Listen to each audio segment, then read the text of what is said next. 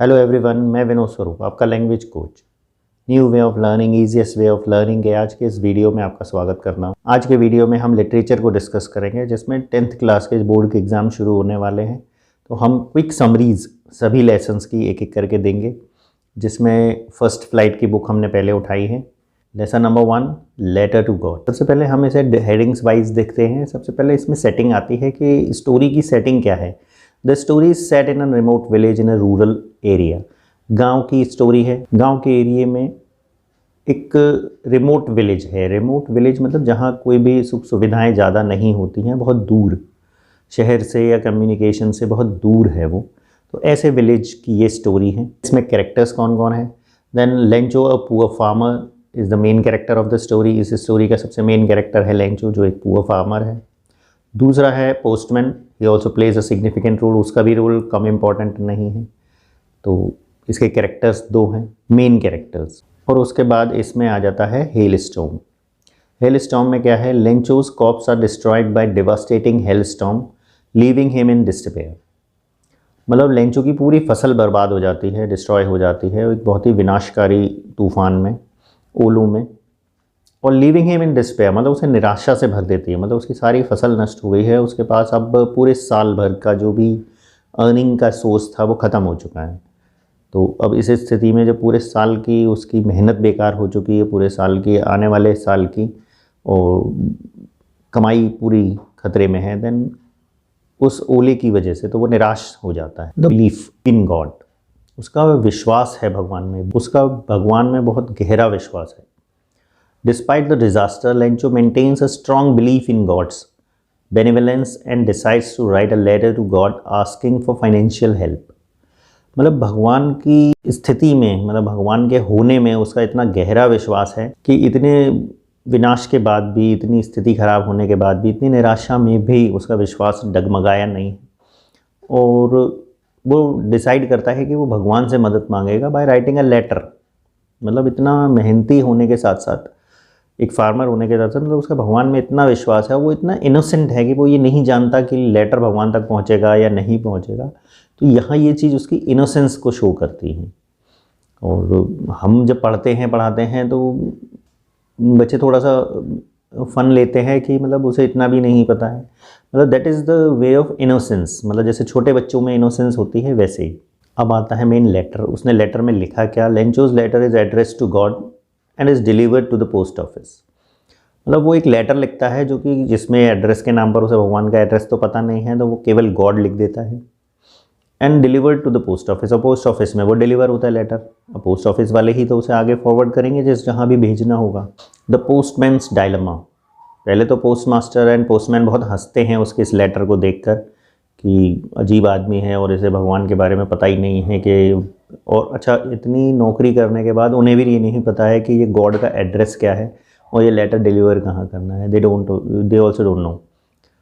तब उस स्थिति में वो क्या करते हैं, उनकी कन्फ्यूजन क्या है कि वो हंसें उस पर या इस लेटर को कहाँ डिलीवर करें।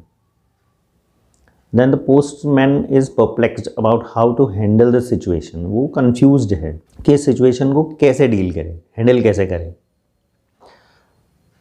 And the situation is Lencho's letter is address simply to God with is no specific address. कि सिंपली लेटर जो है वो गॉड के नाम पर एड्रेस्ड है और उसमें कोई स्पेसिफिक एड्रेस नहीं है।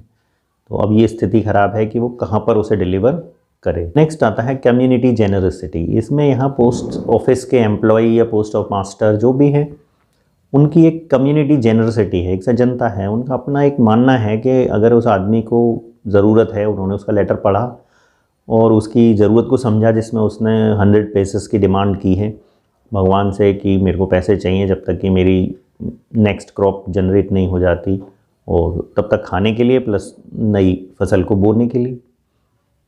तो अब उसमें पोस्ट ऑफिस एम्प्लॉयज़, उनकी जेनरसिटी काम आती है। The postman and his colleagues contribute money to help Lencho, moved by his faith and desperation. मतलब उसकी अर्जेंसी को समझते हुए और उसका फेथ को देखते हुए वो डिसाइड करते हैं कि वी शुड हेल्प हिम, कि हमें उसकी मदद करनी चाहिए। और वो उसके लिए जेनरसिटी शो करते हैं, चैरिटी करते हैं, कहीं से इंतज़ाम करते हैं, कलेक्ट करते हैं, अपनी अपनी सैलरी का कुछ हिस्सा कंट्रीब्यूट करते हैं।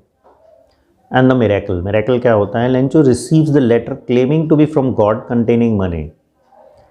मिरेकल है लेंचो के लिए कि उसको एक पैसे मिल जाते हैं और उसमें एक मतलब लेटर में गॉड का सिग्नेचर है और जो मनी उसने मांगा था वो है। ओवरवेल्म्ड विद ग्रेटिट्यूड, मतलब वो पूरे थैंकफुलनेस से भर जाता है। He believes God has answered his plea, कि भगवान ने उसकी जो भी रिक्वेस्ट है वो सुन ली है और उसे उसका आंसर दे दिया है। वो बहुत ही खुश होता है। But what is the interpretation behind it? The postman is astonished by Lencho subsequent letter. लेकिन अब पोस्टमैन जो है वो बहुत दुखी होता है लेंचो के लेटर को देख के, उसे बड़ा आश्चर्य होता है। Where he complains that the money was short and accuse the post office service of stealing. अब यहाँ पर कितनी बड़ी बात है कि वो सारे एम्प्लॉयज़ ने कंट्रीब्यूट करके उसे पैसे दिए, बट दे ओनली कलेक्टेड 70 पैसे। तो 70 पैसे में से 30 रिमेनिंग रह गए। 100 डिमांड की थी उसने, तो मनी कम था, इसके लिए उसने ब्लेम किया पोस्ट ऑफिस एम्प्लॉयज़ को कि इन्होंने वो चुराए हैं और भगवान आपने तो सही भेजे थे। So please send me in by another medium, don't send it through the letter. वो इसमें लिखता है अपने चैप्टर में, हमने जैसा पढ़ा। इसलिए अब इंटरप्रिटेशन क्या है कि उन्होंने इतनी मेहनत की और उनको लेंचो ने इस तरह से मतलब चोर ठहरा दिया, तो उन्हें भी बुरा लगता है। इसीलिए कहते हैं कि आप जो भी ड्यूटी है आपकी, आप उसे पूरा करें। रिवॉर्ड किसी पर्सन के हाथ में नहीं है। रिवॉर्ड जो भी देना है आपको या नहीं देना है वो गॉड के हाथ में है। But whatever your duty you have to do that.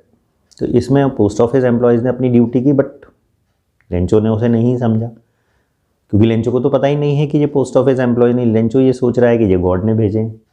तो दैट इज़ द इंटरप्रिटेशन है, ये एक्सप्लेनेशन है कि यहाँ एक कन्फ्यूजन हमें लगता है। Next the theme.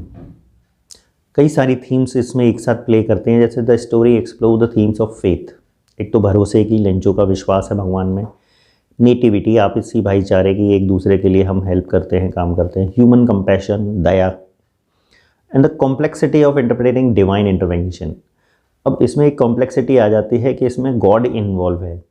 लेंचो ये सोच रहा है मुझे पैसे भगवान ने भेजे हैं, जबकि भेजे हैं पोस्ट ऑफिस एम्प्लॉयज़ ने। और पोस्ट ऑफिस एम्प्लॉयज़ इस बारे में दुखी हैं कि हमने पैसे भेजे हैं और ये हम ही को चोर बता रहा है। तो that is the complexity of the theme. तो इसमें ये 3-4 चीज़ें कंफ्यूज करती हैं। अदरवाइज़ हमें तो पता है कि पैसे पोस्ट ऑफिस एम्प्लॉयज़ ने भेजे हैं, लेकिन लेंचो को ये बात नहीं पता है कि पैसे पोस्ट ऑफिस एम्प्लॉयज़ ने भेजे हैं। लेंचो का मानना ये है कि पैसे भगवान ने भेजे हैं। तो इस कॉम्प्लेक्सिटी को हमें समझना है। लेंचो अपनी जगह ठीक है, पोस्ट ऑफिस एम्प्लॉयज़ अपनी जगह ठीक हैं, बट मिसअंडरस्टैंडिंग दोनों को ही है। वो गलत समझ रहा है कि इन्होंने चुरा लिए और उन्हें लग रहा है कि हमने दिए और ये हमें ही चोर बता रहा है। तो दैट इज़ द थिंग। ऐसा रियल लाइफ में भी सभी के साथ होता है और हमें ये समझना चाहिए कि दूसरा क्या सोच रहा है और हम क्या सोच रहे हैं। हम एक दूसरे की थिंकिंग को डिस्कस किए बिना ही जजमेंट कर लेते हैं। तो ये स्टोरी हमें यही बताती है। मॉरल यही है कि do your work and leave the rest to the God. बाकी हमें ईश्वर पर छोड़ देना चाहिए।